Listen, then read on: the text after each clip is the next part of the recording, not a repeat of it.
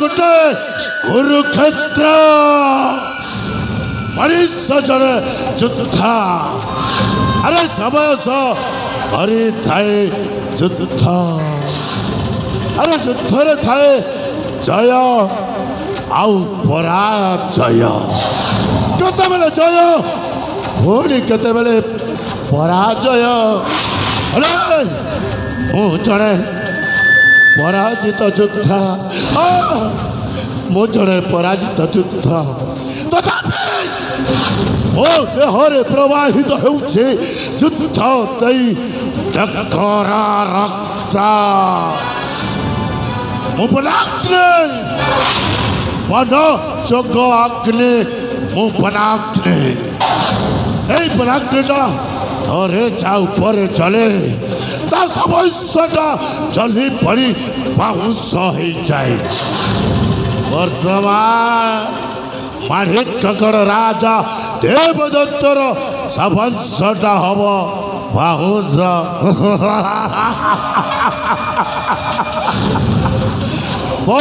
जगी भाई चक्की जाइए गुप्तचर ही माणिकगढ़ राज्य को अरे किसी न किसी गोटाए शुभ संवाद नहीं निश्चय मो पाखक फेर से शुभ संवाद शुणापी मन मोर विचलित हो पड़ुछि हेले चक्षी एपर्यंत फेरानी कहीं अरे चक्षी काले से माणिकगढ़ राज्य धरा पड़ जाए तो अरे नहीं मो भाई जड़े चतुर लोक से निश्चय फेरी आसब मुझे किसी क्षण अपेक्षा करी तू भलरे फेरी आसी कि संवाद नहीं आसीछु सही माणिकगढ़ राज्यर आपरे कौन है कौन देखलु राजा देवदत्त राज्यर जनप्रजा मिसी ता बड़ पक्ष को राज्य अभिषेक करने निष्पत्ति नहीं भाई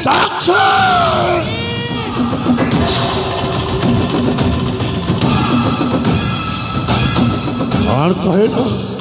राज्यर जनप्रजा मिसी राजा देवदत्त ज्येष्ठ पुआ अक्षय को राजा करने निष्पत्ति नहीं सारी बंची थिबा पर्यंत से माणिकगढ़ राज्य क्या राजा करने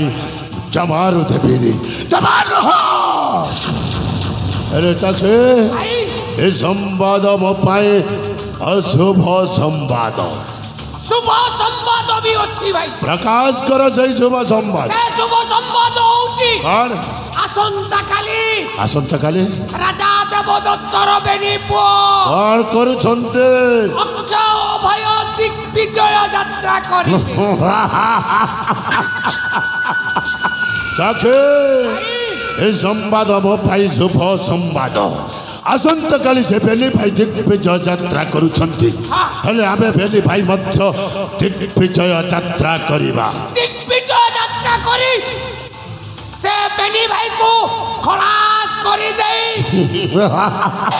राजा देवदत्त आगे पुहर मृत्यु खबरटा जड़ई देवा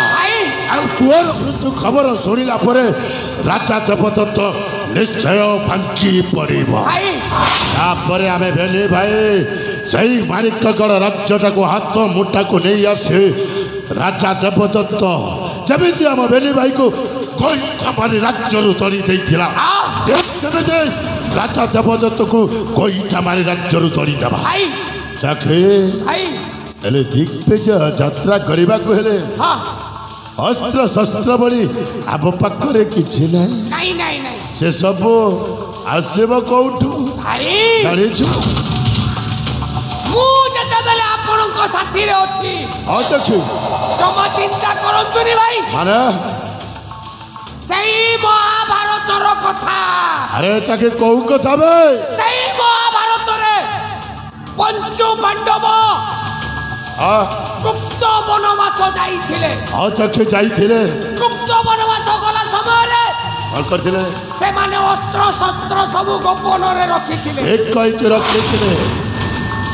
ठीक जेमिति राजा ଦେବଦତ୍ତ ଯେତେବେଳେ ଆମକୁ ରାଜ୍ୟରୁ ତଡ଼ିଦେଲା ଆଉ ଦେଖେ ମୁଁ ଅସ୍ତ୍ର ଶସ୍ତ୍ର ସବୁ ଗୋପନରେ ରଖି ତୁ ସତ କହୁଛୁ ହଁ ଭାଇ ଦେଖେ ରାଜା ଦେବଦତ୍ତ ଯେତେବେଳେ ଆମ ବେନେ ଭାଇଟାକୁ ରାଜ୍ୟରୁ ତଡ଼ି ଦେଇଥିଲା ହଁ ସେଇ ସମୟଟା ଆମ ପାଇଁ ଗୋଟାଏ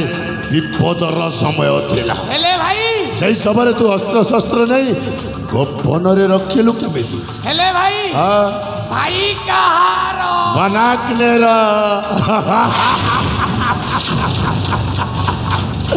ସାବାସ ସଖୀ ଭାଇ ଏମିତି ବିପଦ ସମୟରେ ବି ତୋ ବୁଦ୍ଧିଟା ଯେମିତି କାମ କରିଥିଲା ଆଉ ଅସ୍ତ୍ରଶସ୍ତ୍ର ନେଇ ଗୋପନରେ ରଖିଥିଲୁ ସେଇଥିପାଇଁ